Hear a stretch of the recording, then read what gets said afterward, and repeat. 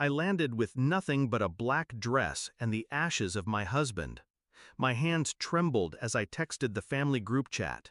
Flight lands at 3 p.m. Can someone pick me up? It took less than a minute. My brother, we're busy, try Uber. My mother, why didn't you plan better?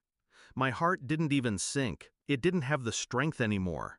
I just typed 2 words, no worries. They thought it was dismissal. It was a warning. Once, I believed family was a safety net. When I got married, I thought I was handing them another reason to be proud. My husband, God, he loved me with a tenderness that frightened me at first. He wasn't perfect, but he was constant. My family never liked him. He was too quiet, too serious. Translation, he saw through them.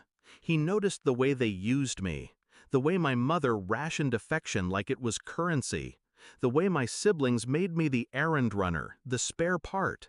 When he got sick overseas, I thought, surely they'll step in now. But silence filled the months, and when he died, I buried him with no familiar faces beside me, not one. The flight home was heavy with grief, but under it, a new current pulsed, clarity. They had left me to stand alone, so I would return the favor. At arrivals, I didn't look for them. I already knew no one was coming. I booked a black car, the kind tinted enough to make me invisible, and I rode in silence while rehearsing the steps in my head. Step 1, reclaim what's mine. Step 2, strip away their illusions. Step 3, leave them with nothing but themselves. By 7 p.m., while they were clinking glasses and posting filtered selfies from the dinner party they had chosen over me, I was slipping into City Hall with a folder tucked under my arm. The folder wasn't new. I'd been building it for years. Copies of bank transfers my brother made under my father's name. Text messages between my mother and her friends that revealed more than she'd ever admit. Photos of my sister's husband slipping into a motel at noon with someone who wasn't her. I hadn't planned to use them until today. Step 1, I went straight to the clerk's office and filed the paperwork transferring my share of the family trust out of joint control. My husband had taught me to protect what was mine, and he had set up contingencies. They never knew. By the time they tried to touch it again, their hands would close on air. Step 2, the envelope. The one I had placed on the gift table at my sister's engagement party. The one she hadn't even bothered to thank me for. I still had the deposit slip, proof of the transfer I made back then.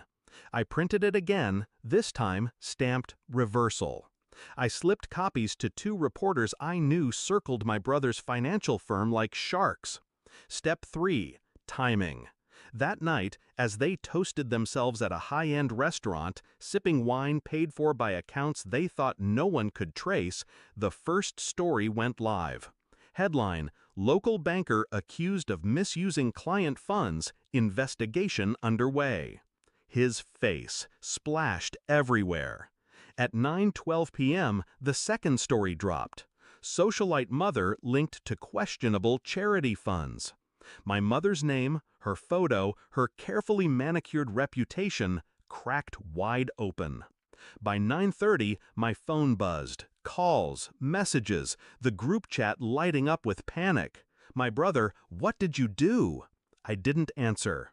Then came the footage, the part I hadn't planned but couldn't resist.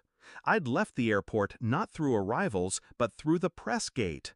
A friend with a camera had captured me stepping off the plane, pale, draped in black, clutching my husband's ashes. Alone. The news station ran it with one line beneath. Family abandons widow at airport after husband's funeral. They saw it. They must have, because at 10:04 p.m., my sister called, sobbing, begging me to stop. At 10:10, my mother texted, "Come home, let's talk." But there was no home, not anymore. I turned off my phone, drew the curtains, and sat in silence for the first time in weeks. I didn't need to scream, didn't need to confront them face to face. My revenge wasn't about spectacle, it was about absence. They taught me I didn't matter. I returned the lesson. Now, every time they look at their crumbling reputations, their frozen accounts, their shattered facades, they'll remember I asked for nothing more than a ride. And they couldn't even give me that. Funny, isn't it?